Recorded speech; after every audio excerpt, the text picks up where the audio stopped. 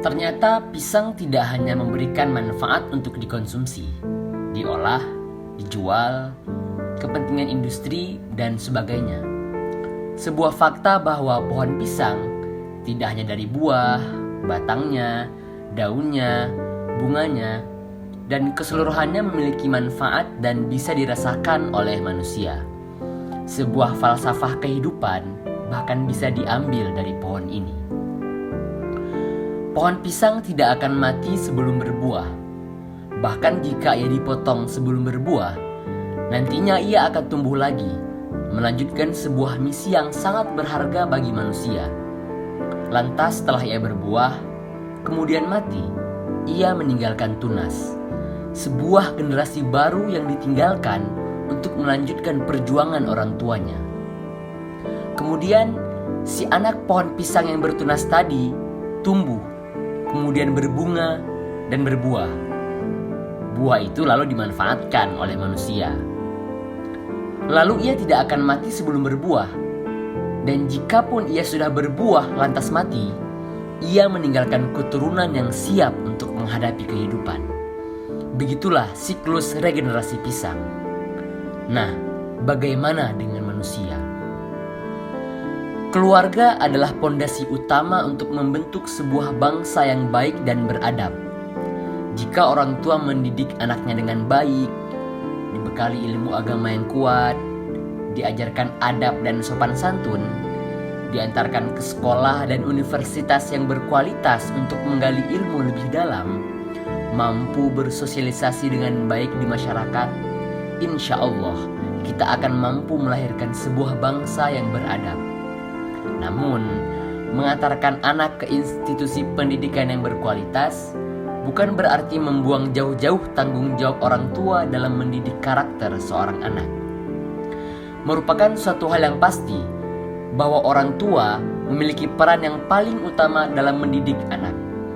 Orang tua diharapkan mendidik dan mengasah kemampuan anak sejak balita ketika golden age, yaitu antara umur 0 sampai 5 tahun. Allah berfirman dalam Al-Quran surah An-Nisa ayat 9 yang artinya, dan hendaklah takut kepada Allah orang-orang yang seandainya meninggalkan di belakang mereka anak-anak yang lemah, yang mereka khawatir terhadap kesejahteraan mereka. Oleh sebab itu, hendaklah mereka bertakwa kepada Allah dan hendaklah mereka mengucapkan perkataan yang benar.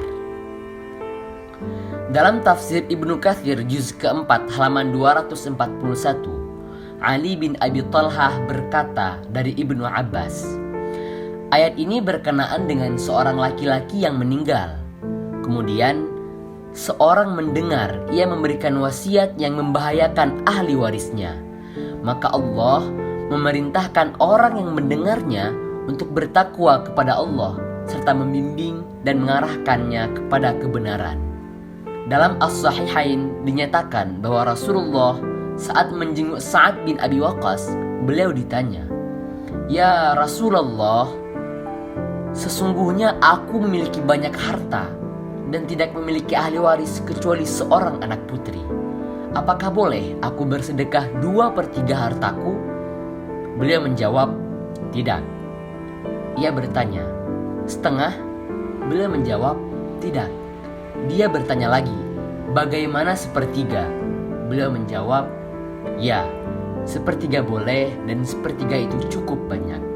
Kemudian Rasulullah Shallallahu Alaihi Wasallam bersabda, "Sesungguhnya kamu tinggalkan keturunanmu dalam keadaan cukup adalah lebih baik daripada engkau biarkan mereka miskin meminta-minta kepada orang lain." Hadis riwayat Bukhari dan Muslim. Singkatnya, kesimpulan yang dapat kita ambil adalah orang tua harus mempersiapkan kondisi ekonomi anaknya sebelum meninggalkan mereka, meninggal atau pergi ke perantauan. Namun tidak hanya ekonomi, pemahaman akan hidup juga harus diberikan untuk menyambung dan melanjutkan hidup yang kian hari makin ditantang saja oleh zaman. Selain aspek pendidikan, akhlak, dan lainnya yang sudah ditempa dan dipersiapkan sejak ia kecil. Sebagaimana penjelasan tadi, selayaknya orang tua mampu berkaca dari proses regenerasi pisang. Hendaknya orang tua menyiapkan, merencanakan masa depan anak dengan baik. Namun, bukan berarti si anak menjadi berleha-leha dan tanpa usaha. Sebagaimana si anak pohon pisang, ia melanjutkan falsafah kehidupan orang tuanya untuk bertahan dalam kehidupan dan menyiapkan bekal untuk anaknya. Layaknya orang tua yang baik meninggalkan falsafah kehidupan yang baik sesuai tuntunan agama dan kehidupan, dan si anak melanjutkan lagi falsafah kehidupan tersebut. Maka insya Allah, sejatinya kita menyiapkan sebuah bangsa yang baik dan beradab, sebagaimana pohon pisang menyiapkan generasinya dengan buah yang manis dan enak.